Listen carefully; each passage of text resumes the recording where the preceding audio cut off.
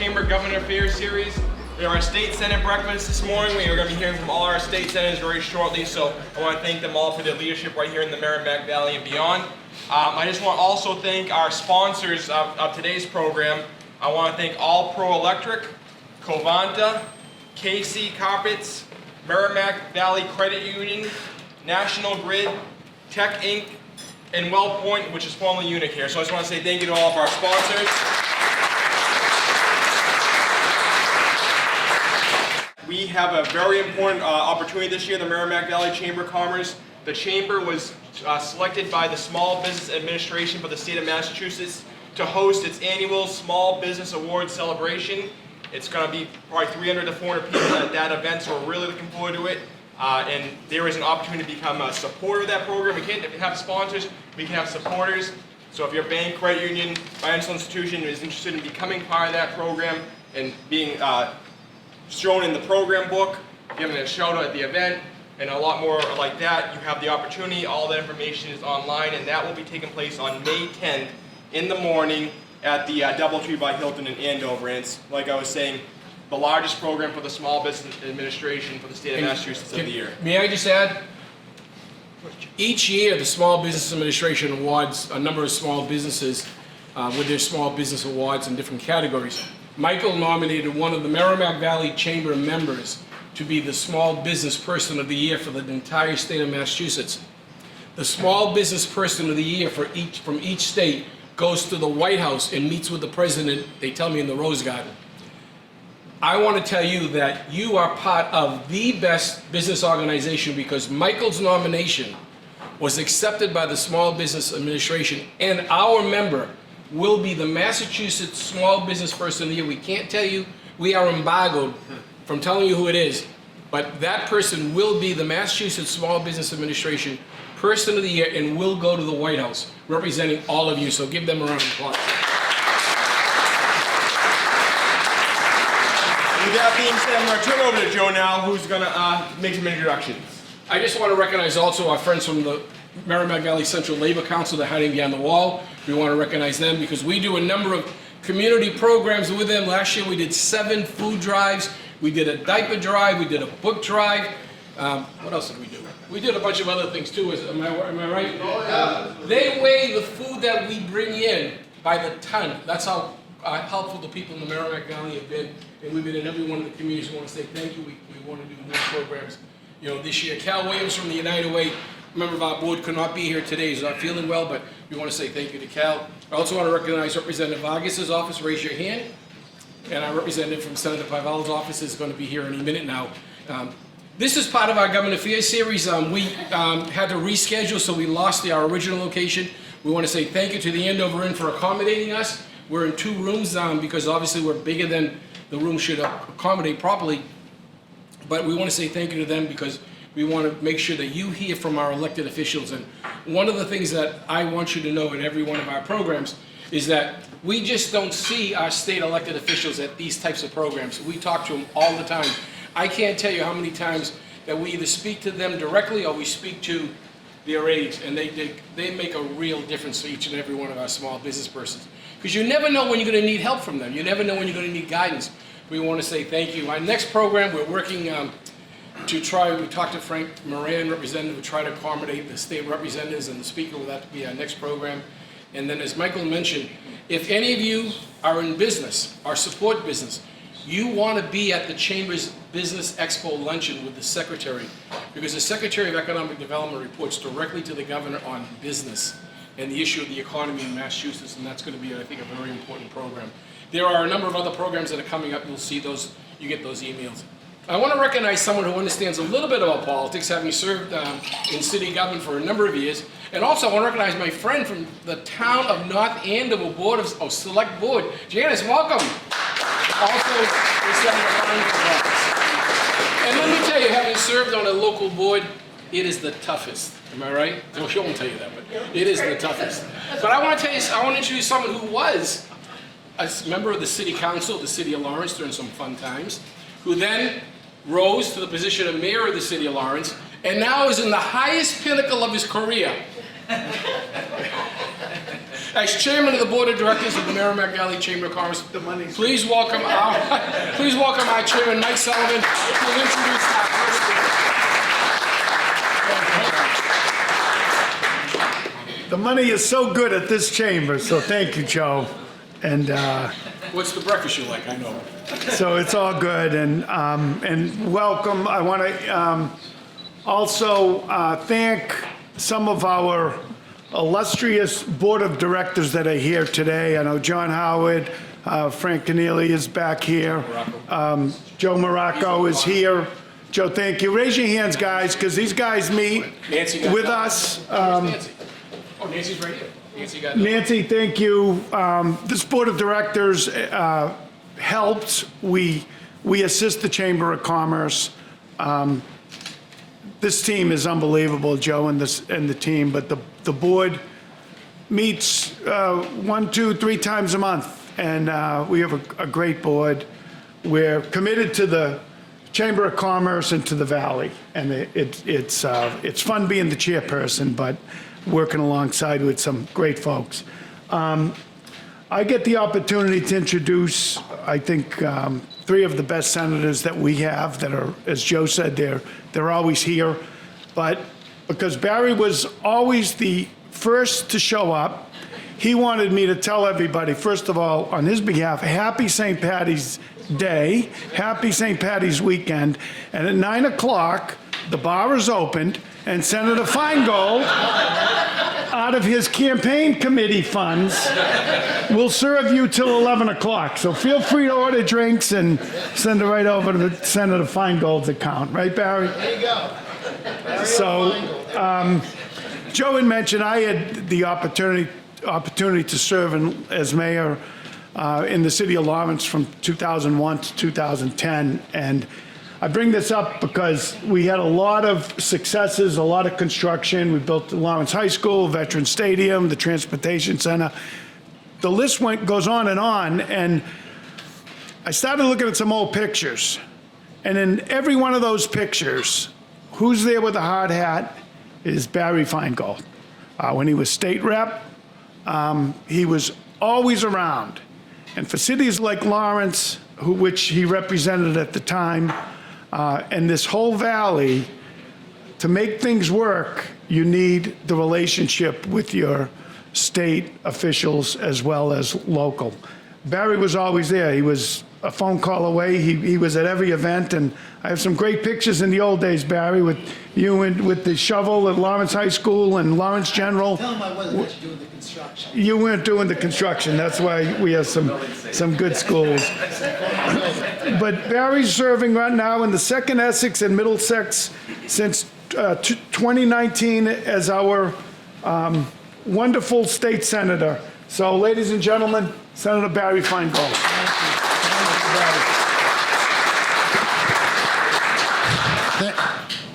Thank you, Mike, and thank you, Joe, and thank you, Mike. And Mike deserves a lot of credit, too. And, and we have the senator from Lawrence here. But what's amazing to me is that, you've had institutions like Merrimack Valley Federal Credit Union, Enterprise Bank in Lawrence for years, but never in my wildest dreams would be one of the largest financial institutions, Chase, come to Lawrence, because of all the work that people like Mayor Sullivan did, having banks that already were there. So it's just an endorsement of how well that city is doing. So great job, Mayor, and the work that you have done. So absolutely. And it is St. Patrick's Day, and I got to tell you, one of the hardest things I've ever had to do is try to be funny. Because, I'm funny to look at, but I'm not funny at all. So very, very challenging. So what I used to do is I used to actually bring out my trumpet and play instead, because they might say I'm full of hot air, so I play the trumpet. See, I told you I'm bad at jokes, you know what I mean? But anyways, want to talk about the economy and how it relates to all of you. And everybody's probably trying to figure out, you hear a lot about the national economy, but how is Massachusetts doing? And I will tell you that it's doing well. I'm going to talk about some of its challenges, but it's clearly doing well. Right now, as a state, we have a state GDP about $600 billion. And that continues to go up. And 10% of that is actually our state budget. Now you're saying, well, that seems kind of high, but understand the vast majority of our state budget goes to two areas: healthcare and education. And 100% of that is recycled, meaning that when we spend money in our schools, we pay teachers, that money comes back to the economy. When we spend money for healthcare, that money comes right back to our economy. And people are saying, well, I'm hearing that revenues are coming down. Does that mean the state is not doing well? No. What's going on is that during COVID, we got almost $120 billion in the private and the public sector pumped into our economy. For lack of a better expression, we're on steroids, okay? So we are absolutely not in a recession. What we're really in is a recalibration. We're just getting back to normal, to our normal spending levels, because our state budget is based on three things: income tax, sales tax, capital gains tax. So when people don't have as much money as they did before because of the COVID money, they're not spending as much, they may not be working as much overtime, but it doesn't mean our economy is not doing well. It's doing very well. So I am very optimistic about what I see in the next 12 months to 24 months. Now, does that mean we might have to tighten our belts? Sure. But our revenues are pretty close to our revenues last year, so I do believe that the state is going to continue to do well. And what are those areas that are really driving things? I mentioned those are education, great schools like Merrimack. I mean, they are a huge demand generator for our state. Other Boston schools, like Harvard, MIT, Northeastern, BCBU, I can go on and on and on. The one thing we learned during COVID is no one wants to learn remotely. Well, some people do, but there's a vast majority of people that still want to come in person. And that is very good for our state. The other thing is our health care. Second to none. And when you have experienced healthcare situations, you're really grateful that we have the facilities we do in our area. And people all over the world come here and spend money here. That is also a huge demand generator.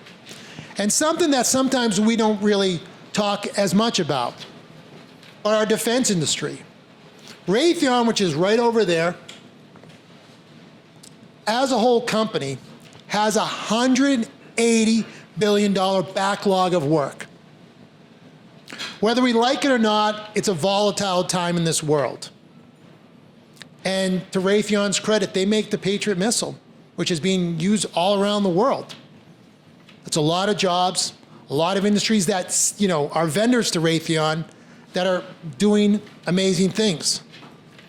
So those are just three examples, but I could talk about finance, I could talk about venture, I could go into so many other things here in Massachusetts that we're doing well.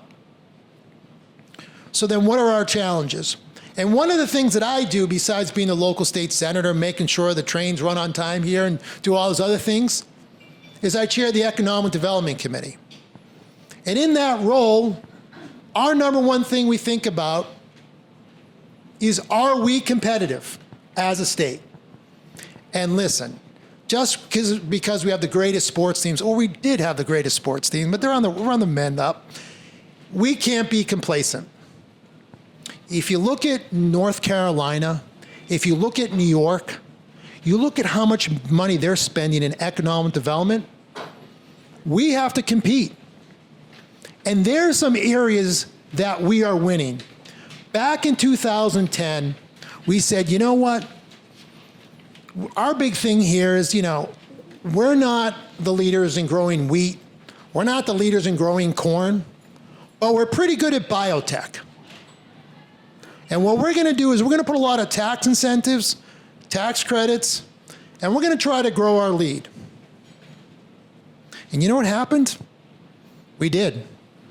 Great companies locally like Pfizer, go down the street to Moderna, I can go on and on, Sanofi. But we can't be complacent about it. So we want to do Life Science 3.0 and make sure those companies want to continue to stay here, because one area that we're not doing as well is they're going to Tennessee, they're going to other states to manufacture. And I want to keep some of those jobs here because these are amazing jobs that, frankly, you just need a high school degree to get a job. Sometimes you can make up to $100,000. I want those jobs here, and the governor does too. There's some other new areas like clean tech. What is clean tech? Well, it's solar, it's wind. The problem, we talk a lot about the environmental need to do this, and we could talk hours about the need to do that. But I'll give you a different economic perspective. The problem with having a dependency on oil and gas, which is going to take time, it's not going to happen overnight, but the challenge with that is how much of that do we produce here? We want to grow as much as we can in solar, wind, and here. The other thing we have to do is we have to help our friends at National Grid get their grid to be where it needs to be. Like everybody talks, well, we want all these electric cars. Guys, let me tell you something, ladies too. We couldn't handle it if we did, and it's not their fault. We in the government have to help them build a grid that's sustainable for it when we actually do convert. So everybody says, oh, we got to get to something really quickly. This is going to take time. But as a state, we have to get our grid to where it needs to be, and we have to partner with companies like National Grid to make sure we get there. That has to be a top priority. The other thing that I hear so much about, which is probably the number one thing when I sit down with CEOs and they tell me, I'm like, hey, well, how do we keep you competitive? How do we make sure you grow jobs here? And I get one word, housing. Housing. This is not something that we can subsidize our way out of. And let me explain to you why. We're 200,000 housing units short in our state. There's only 2 parts of the country where rents haven't come down. Massachusetts and Southern California. And there's only one reason why they haven't come down, because there's simply not enough units. We're 200,000 units short. And you say, well, and a lot of things, we're going to do a housing bond bill, and it's great, there's some great tax credits, but we can't subsidize our way out of this thing. Why? Because on average, to subsidize a unit to build it will cost us $600,000. Times 200,000, last time I checked my math, that's $120 billion. We don't have the funds to do that. We can do some, and absolutely do some, but we have to build it. Now, I understand interest rates are high, but at some point they're going to come down. And the way that we do this thing is it's got to be easier for people to build in this state. It's too hard, it's too long, and it's too complicated. And we have to make it easier. Because if we don't, we won't keep young people here. What's really concerning, if you want to buy a house and you make $100,000, you can only afford 20% of the houses that are on the market right now in Eastern Massachusetts. That's scary. So we have to do, and the only solution is more product. The M. So I know that's a contention. I know it's challenging. We also know we have to do things about transportation, but it is getting better. But one thing I will say about traffic, and we have to solve this problem, is it is a good sign for our economy, bad sign for our commuters. So we have to find a way to make sure that our T is running, that we're getting better service, get them on time, and make sure people use that as an option. And we're absolutely working on that. So I remain bullish. I'm very optimistic on the future. I thank each and every one of you for what you do, because everybody in their own way is making an impact on the community, whether it's on the nonprofit side, the profit side. Everything matters. So I just want to thank you all. Thank Joe. Thanks, Mike, for having me here. And I'd be happy to answer any questions. Though I am. The questions at the end. Yeah, questions at the end. The only thing I'm worried about is Tara's on his way, and the guy hasn't talked less for a half hour in his life. So we might, that thing that Mike said, I might be buying drinks later too. So if we keep going. So happy St. Patrick's Day. Thank you all for having me.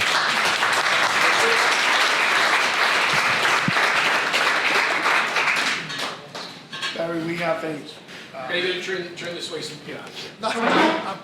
A certificate from the On chamber? behalf of the Chamber of Commerce, You should have. this is your 978th certificate. You should have. It looks exactly the same. Thank you for being here. Thank you. Thank you. Thank you, Barry. Thank you. Appreciate it. There you go. Barry.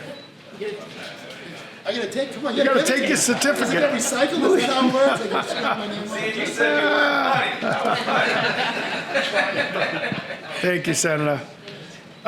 So next, I want to go back to another quick Lawrence story before we bring up Senator Pavel Payano. Again, back in the Lawrence days, the mayor in Lawrence is the chair of the school board. And if anybody followed Lawrence back in the 2002 to 2010, you'll see that there was a little bit of turmoil that happened all the time on the school board. Until we made a decision, I think it was in either 2008 or 2009, that what if we bring in the brightest high school, Lawrence High senior, to have a seat on the board and maybe help us that are trying to discuss certain issues about the high school. So, who sits on our board but back then, high school senior Pavel Payano. And but the key is, after 6 months of watching the minutes of the meetings, the only one that made any sense on that school committee was senior Pavel Payano. So back then, we knew he was going to be a rising star. He has been probably the youngest senator, I think now, Pavel. He's just got elected last year, began serving in January of 2023, and he's serving the 1st Essex District, Senator Pavel Payano.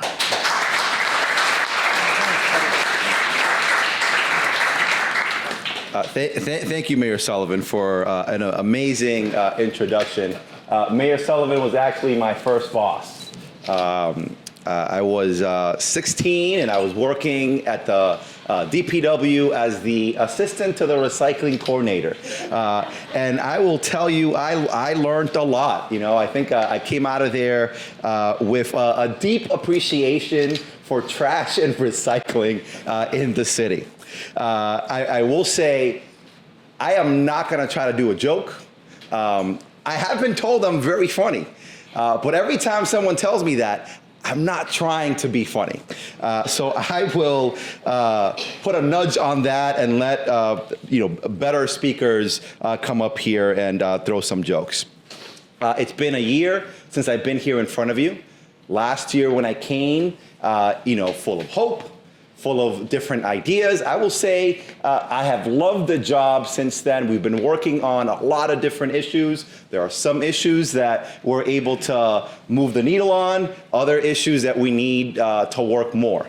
I remember last year, I think right around the time that I came here to speak, I sat down with an individual, an organization that was trying to move a certain bill. And I'm like, yep, I'm going to co-sponsor that bill. This sounds like it's a great idea. I can't wait for this to happen this year. And the guy's like, well, I hope this year we'll be able to do it. I'm like, oh, you've been at this for 2 years? And he looked at me like I was crazy. And he's like, no, it takes somewhere around 6 to 8 years to pass a bill. And I'm like, okay, well, that was a good sort of learning experience for me, because when you come in, you come in with a lot of different ideas, and you wanna move on things, and the legislative process can be slow at times, but it's slow for a reason.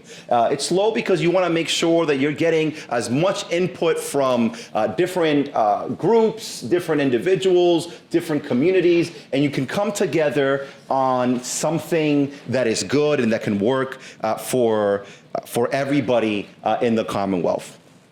I am the chair of the Committee on Community Development and Small Businesses. One of our priorities this year is going to be to travel the Commonwealth and do small business tours. We'll be doing that with my co-chair, Representative Paul McMurtry. And we're doing this because small businesses are the heartbeat of our economy. Small businesses have stories, challenges, successes, dreams, and we want to be able to take all that to Beacon Hill. We want to be able to uplift the voices of small business leaders, to spotlight what they do and the incredible impact they have on our community. These visits will be about listening, learning, and how we as legislators can be better supports to our small business communities up in Boston. It is one thing to talk about supporting small businesses. It's another to actually step into your world, see the issues you see face firsthand, and take action. Last year, I advocated, very grateful to my colleagues like Senator Feingold in the Senate. We were able to secure $600,000 for the Massachusetts Downtown Initiative, or MDI, which I think is very, very important. One of the things that I talk about with my local leaders is the importance to think about your downtown, to think about how do we ensure that it's vibrant. And some of that has to do with what Senator Feingold was talking about, creating different housing opportunities to bring in new blood into that area, but also looking at entertainment, also looking at other business, looking at transportation to make sure that all of our cities are successful and we're able to attract different people, but also keep the people that are there. Senator Feingold said before, Lawrence has done great work.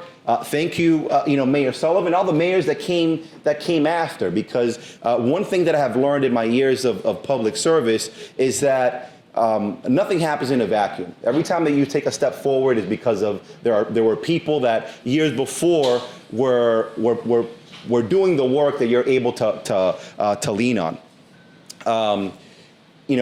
One of the things that we've seen in Lawrence, because of the work that's been done in the downtown area, it's allowed people like me to stay.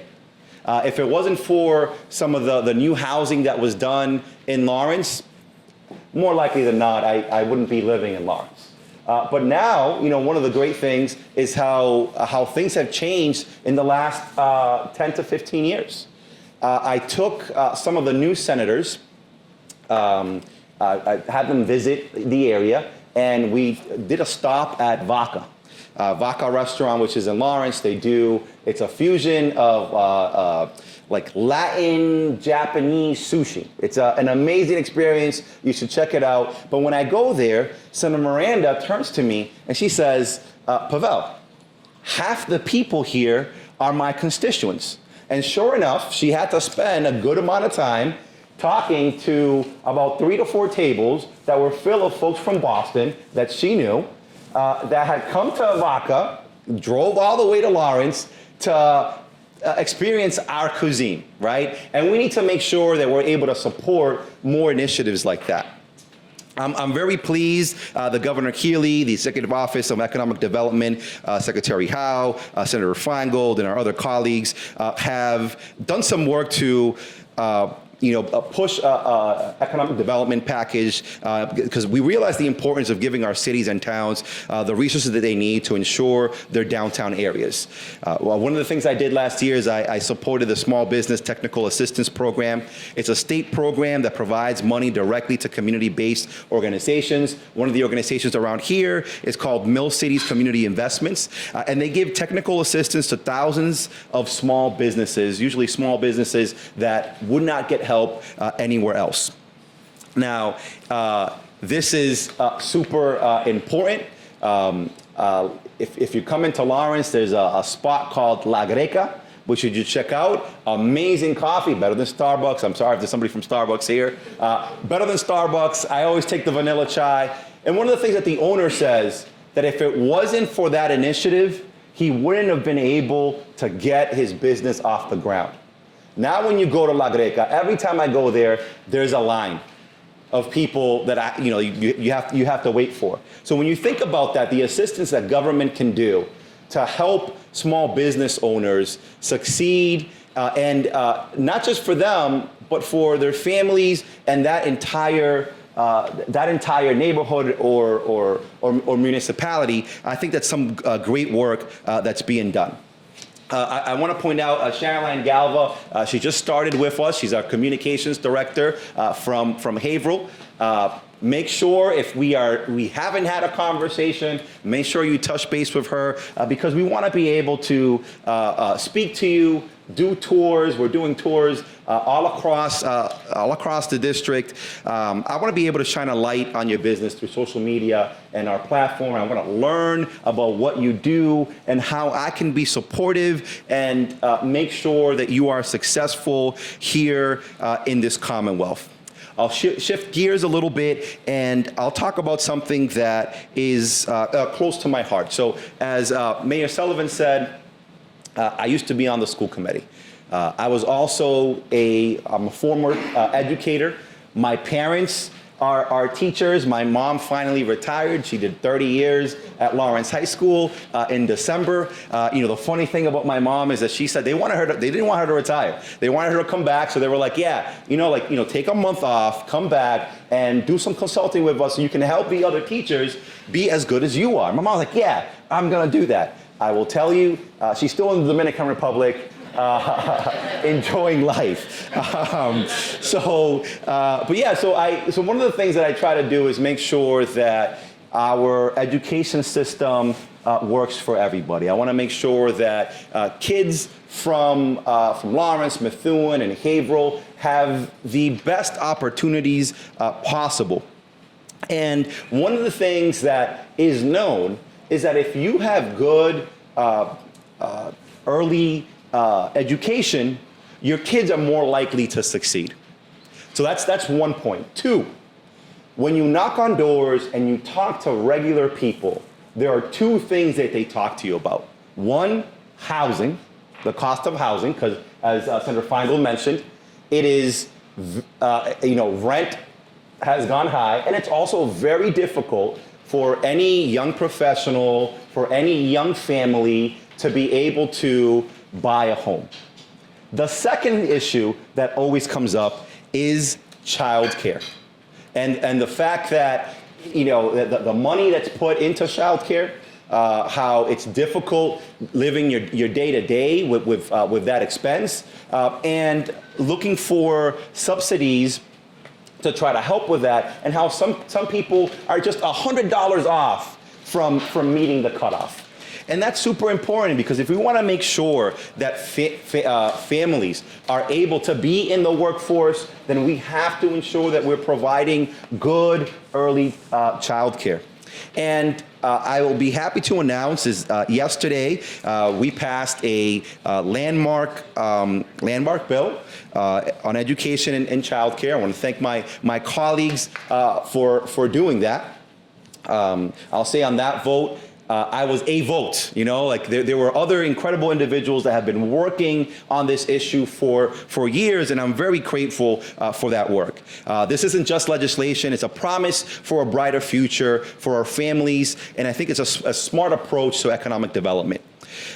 Thanks to a broad coalition of supporters, including my colleagues and the chair of the Committee on Education, Senator Lewis, we're on the brink of a transformative era on early education in Massachusetts. This bill recognizes the vital role of our early educators by setting up scholarships and loan forgiveness programs. It also provides a career ladder for educators. We don't want to just create jobs, we want to be able to build careers. A career ladder with recommended salaries and benefits will make an early education a rewarding long-term profession. This is about supporting those that are shaping our children's futures and ensuring that early educator workforce can grow and thrive for generations to come. I believe that we as a Commonwealth can do more to address the shortages in our human service workforce. This legislation is also going to expand child care capacity. For families needing childcare, we're making it easier by removing the cap for large family childcare providers. More spots means more options for parents. We need to make childcare more affordable for working class family. This means updating the sliding fee scale to reflect real affordability standards and ensuring costs don't burden the most vulnerable families. Expanding financial assistance for childcare means more families can access high-quality care, focusing on those most in need or close to the state median income. I think that this legislation is a game changer. It's about making sure every child gets a great start, supporting families to work and live with a peace of mind, and acknowledging the incredible work of our educators. One of the things I'm going to do next week is I'm going to be traveling to Methuen, Lawrence, and Haverhill, and we're going to be meeting childcare providers so we can talk to them, talk to parents, hear about the needs, and essentially advocate for them. It passed the Senate. Hopefully, our colleagues in the House take it on, and this will become law. Outside of education, we've been working on a lot of different initiatives. I feel like I've spent a lot of time dealing with trying to ensure that we make health here in Massachusetts more equitable for everybody. I see my good friend, Dr. Fish here. I feel like I've engaged in so many conversations with him, our friends at LGH, to try to advocate and make sure that we look at health throughout the region and seeing how we were able to improve it. I came in last year in January, and I quickly realized that I need to become an expert when it comes to what is going on in health across the state. I will say every time that I talk to the advocates and the people doing the work, I'm like, I got a few years to go before I can say I'm an expert, but I am getting there thanks to the incredible people that we have around us that are always giving us information, that are always educating us on the different initiatives that we are able to do. So we are hard at work trying to improve our neighborhoods, trying to improve our communities. And I want to thank you all for being here. And I'll say again, if we haven't had a conversation before and you think it'd be important for us to talk, let's make sure we connect and that it happens this year. Thank you and have a great weekend.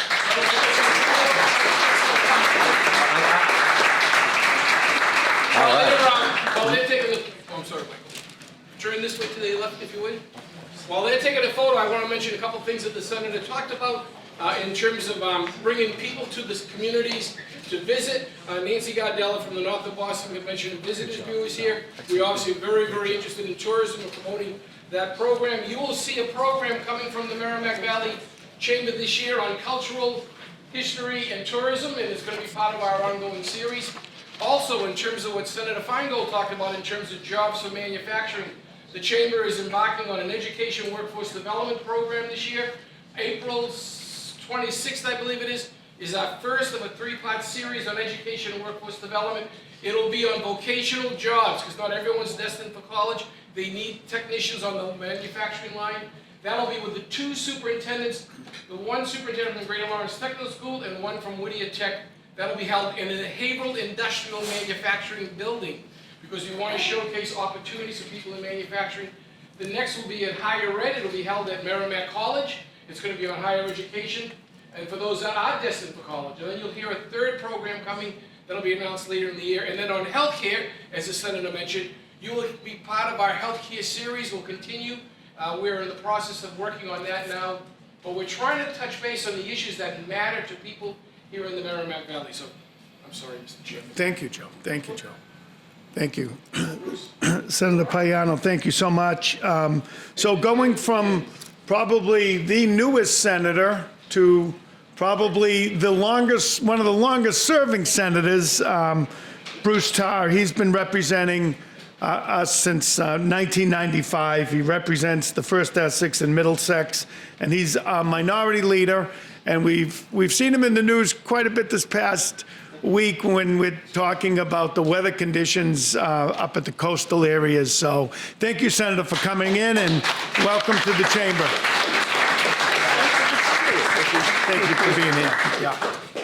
Well, thank you very much, Mike, and good morning. I've been able to speak in a lot of locations over the course of my years in public service, but I've never had the opportunity to be behind the bar when I was doing it. So I want to thank you for that. And I want to thank Senator Feingold for hosting the open bar here today for all of you so that you can enjoy all of the beverages that you might be able to consume over the course of this event. And I was really pleased to learn that because Senator Feingold knows that sometimes I talk for a little bit, that he's invited us all back to his living room, which is right down the street after the event, so that we can keep the conversation going. You know, last year at this time, we had the good fortune to recognize Senator Feingold's birthday at this event. And Barry, it was March 3rd. I know we missed it by a little bit, but I think we can all, at the count of three, just say happy birthday. So 1, 2, 3. Happy birthday, Barry. Great. You know, it's great to be here with my legislative colleagues, and it's great to be here for the 321st event of the year for the Merrimack Valley Chamber of Commerce. There's just a few days left to go in this month, and then we'll be cruising right on through the end of the year. So I think Joe's probably getting on a record pace to get in about 600 events this year. He'll be advertising them throughout this program. He's got them all up here. They're all in different colors. He killed 3 rainforests putting together that brochure for all of you so that we all know that, you know, the Merrimack Valley Chamber of Commerce has a lot of events. Nancy Goodell is over here from the north of Boston, and she's actually creating a tour for the north of Boston CVB of Joe Bevilacqua's events, right? So look forward to that coming up. Joe, I know, maybe you can have an event about it to plan it. And you know, of course, it's great to be here with Pavel as well. He is a great member of our legislative delegation. I'm so happy that he was able to join us. He's hit the ground running, and he exemplifies one of the things that I think is most important about the Massachusetts State Senate, and that is bipartisanship, and the way that we have the ability to work together, cross party lines, cross geographic divides, and hold in the forefront as our North Star the best interests of the people of the Commonwealth of Massachusetts. And time again, the Massachusetts Senate has demonstrated our ability to rise above all of the conflict and the controversy we see in other parts of the country to accomplish things like the early ed and child care bill that Pavel was talking about. And the fact that that bill passed unanimously is yet another indicator of the values that we share as senators. Now, that doesn't mean we always agree. But the Founding Fathers never intended us all to agree. We were intended to come to the chamber, put our best thoughts and ideas on the table, have a vigorous debate, and as a result of that, have one of the better public policies that we could accomplish. And we proved that yet again yesterday. And I would point out there are a number of amendments to that bill that were important. Some were offered by members of the majority, and some were offered by members of the minority. And with one exception, where there was a roll call vote and a very good debate, with one exception, every one of those amendments passed that was taken up in the debate yesterday. And I think that's significant, and it's something that we should never, ever lose sight of. Now, that's important on any day, but it's particularly important right now. Because right now, we are in one of the greatest times of transition that our Commonwealth has ever faced. And what do I mean by that? The world is changing around us. And we don't yet know where the end of that change is going to be. And that's because we dealt with a situation with a global pandemic that hadn't been seen in 100 years. And the global pandemic was a stress test for a lot of our systems, like healthcare, like housing, like education. And we managed to work through those things with a lot of hard work and focus by a lot of people. But now as we emerge from the pandemic, we are still seeing the change. And the change presents a lot of different dimensions. So for one example, we all thought that as we got through the pandemic, we would drain the State Stabilization Fund to zero. That we would, because of the decline in economic activity that was necessitated by public health restrictions, that we would have nothing left in the stabilization fund. Well, the fact of the matter is we are projected to end this fiscal year with over $8 billion in the stabilization fund. Another thing that's significant is, as we think about employment, right, we see an incredibly complex picture. Right, if you look in Massachusetts, you will see that we are now right around 3% unemployment, maybe a little bit higher. Remarkable. And yet when you talk to any employer anywhere in the state, you hear this common refrain, I can't find anybody to work. So you've got 3% unemployment, but you've got vacancies. There's over 260,000 of them right now in the state. You've got vacancies that are huge that are holding back our economy. And so there's a dichotomy there that you have to try to reconcile. One of the things that's interesting is that the AIM Business Confidence Index has just reached its highest level in 14 months. 14 months. And yet, we still all feel that we're facing economic uncertainty. So confidence is high, but so is uncertainty. Again, there's a dichotomy there that we all have to collectively try to figure out as we navigate through this. What's going on? And so as we move forward in this changing world, we have to figure out a lot of things. And one of them I'm very pleased that we were able to act on is healthcare. And I want to talk just for a minute. Pavel did a good job of extolling the virtues of early childhood care and early care and child care. We do know that. He did a great job. But one of the other things that's significant about the child care system is that it is teetering for lack of available workers to participate. And the capacity reduction that that's causing is having a direct relationship to the inability to find people to go to work. And so we have to address that, and we began to. But one of the other things that we need to figure out is where did the people go that were filling all these jobs, and how can we get them back? Now, for some industries, that answer is not as tough as others. So we mentioned healthcare. Healthcare is a critical part of Massachusetts. And I say part, and I was specifically broad when I said it because it's part of our quality of life, it's part of our economy, and it's part of what we have come to expect living in a state that leads the nation in healthcare. And yet, we talk to providers and they tell us we can't find people. And we hear on a regular basis we can't find nurses. So there's good news and bad news in that. The bad news is we don't have enough, and we're trying to find more in all kinds of innovative ways. The good news is, if you talk to any Massachusetts institution that offers a program for nurse education, you will find that it is oversubscribed exponentially. So we have plenty of people that want to go into the nursing workforce, and we certainly have plenty of jobs for them to go to, but the bottleneck is education. And that's something that we can address. We can address it by funding our institutions of higher learning to be able to do programs for LPNs and RNs. And we can even go further than that by creating a career ladder for folks that want to be CNAs or nurse techs.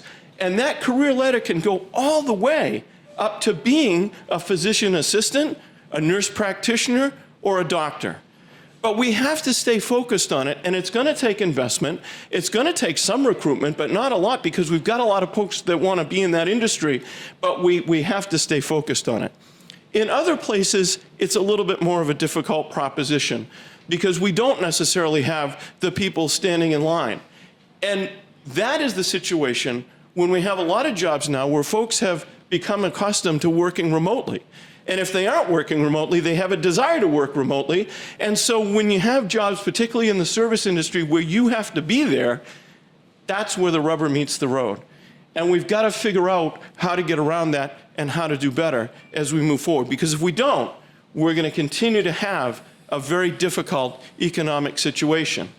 And we're seeing the difficulty of that right now, and that's part of the transformation, right? We've had a number of very robust years in the Commonwealth of Massachusetts. In fact, there were even years over the last couple of years where our tax revenue was even greater than the return on Barry Feingold's investments. And that was absolutely remarkable.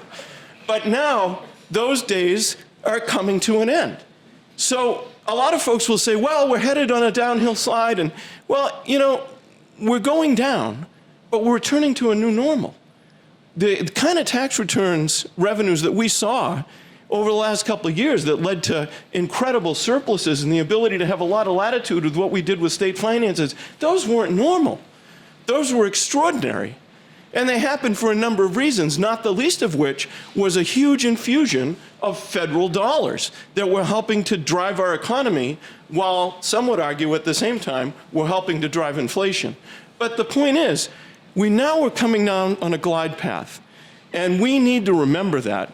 So we just adjusted, just a couple of months ago, the consensus revenue estimate for this year. It was adjusted downward by $1 billion. $1 billion. And Governor Healy had the unenviable task of trying to reconcile the budget for the current fiscal year with that downtrend in our revenues. And she did that. There were a lot of so-called 9C cuts, which are done unilaterally. Some of our earmarks were cut that we had put in the budget. And she had to find about $600 million, a little bit more, in new revenue by doing things like using the interest from some of the state bank accounts, which is substantial, to help balance the budget instead of having it revert back into the general fund. And she did that. But even with that, we are still underperforming that revised benchmark. In fact, if you look at February, we're probably going to be down somewhere $260 million below the revised benchmark. So we need to figure that out. And we need to understand how we're going to deal with it at the same time as we only have a little bit of time, relatively speaking, before the end of the fiscal year at the end of June. And so we've got to make that up, and we've got to figure out how we're going to do it. And I would argue that we have to do it without sacrificing all of the stabilization fund, all of the transitional escrow fund, all of the things we put away for a rainy day, because while it's raining now, we don't know what the weather forecast is for the future, and we can't afford to sacrifice all those funds. And so that leaves us with, okay, we got to have competitiveness. We got to be more competitive in a global and national economy that is increasingly more competitive. And so I'll just touch on a couple things. Housing, number one. We have some of the most expensive housing in the United States of America. And you would say, well, why is that? Why is Massachusetts unique? And it has to do with land use, right? The cost of 2x4s is not that much different here than in many other places, but trying to get land to build housing is a very difficult thing. And that's why we pay a premium on that. So we need a collaborative approach on how we're going to deal with land use. And I know there's a lot of controversy out there right now about some of the things that cities and towns are having to do, but beyond that, we need to have collaboration because 351 cities and towns are our partners in land use policy. And by the way, I say partners because the state does play a role in land use policy, Chapter 40A, Chapter 40B, Chapter 40R, Chapter 40S. We need to reinvigorate that partnership and figure out how we're going to bring down the cost of housing and create more capacity. That's number one.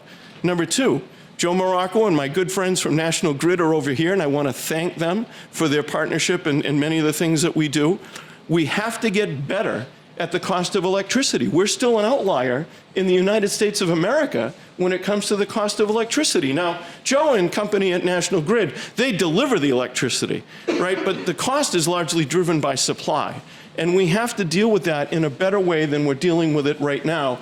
And the one thing we do need to partner with our utilities is trying to make sure that we have reliable, sustainable delivery and transmission with enough capacity to accommodate the surge that we're seeing in electricity demand, because we are demanding to try to achieve our ambitious goals for climate change. We are demanding that we electrify more things, the way that we drive. Has anybody seen Barry's Tesla? It's amazing.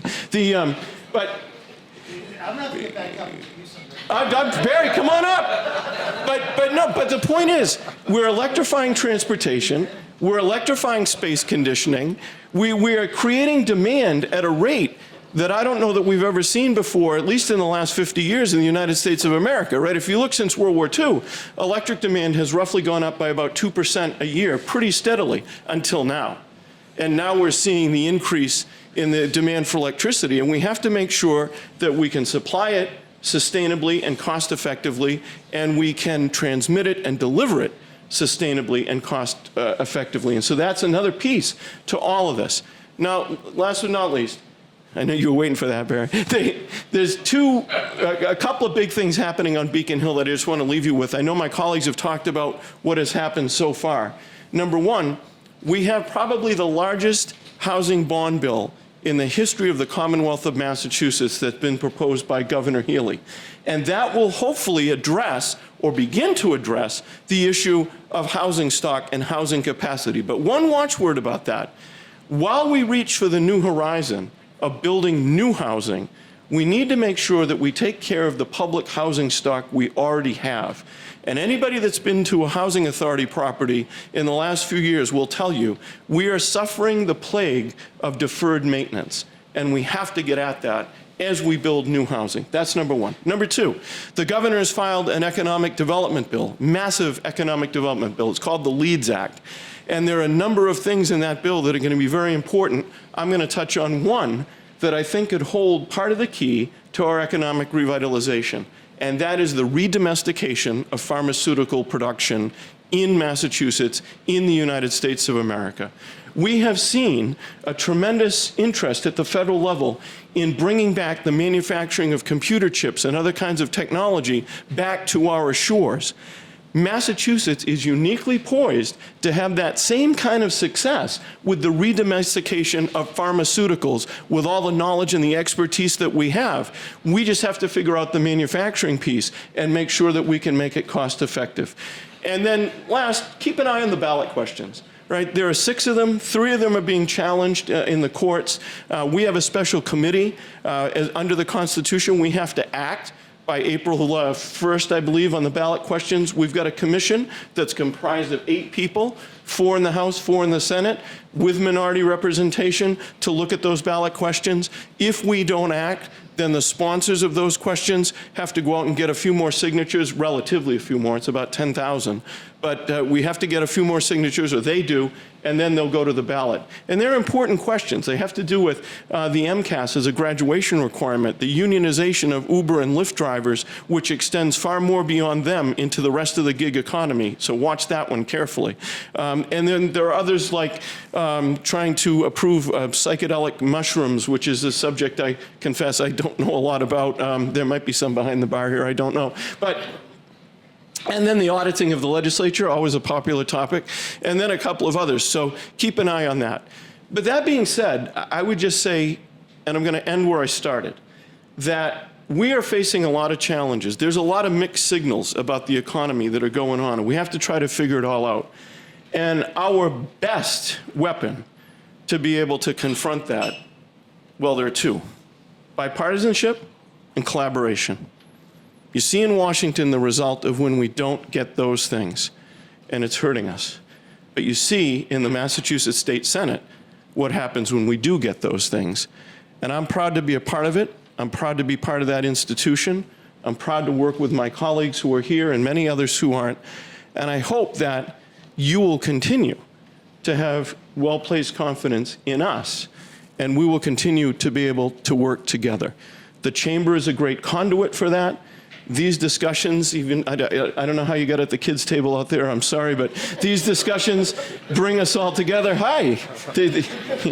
Your waiter will be out there in a few minutes. His name is Michael. You'll see him. But thank you. Thank you for the ability to have this conversation, whether we agree, we disagree. Thank you for being able to get together. And Joe, again, thank you for the 321st Merrimack Valley Chamber of Commerce event of the year. Pleased to be invited, honored to be here. Thank you all very much. 3 senators together as well. Thank you all. Have a great night. Yay.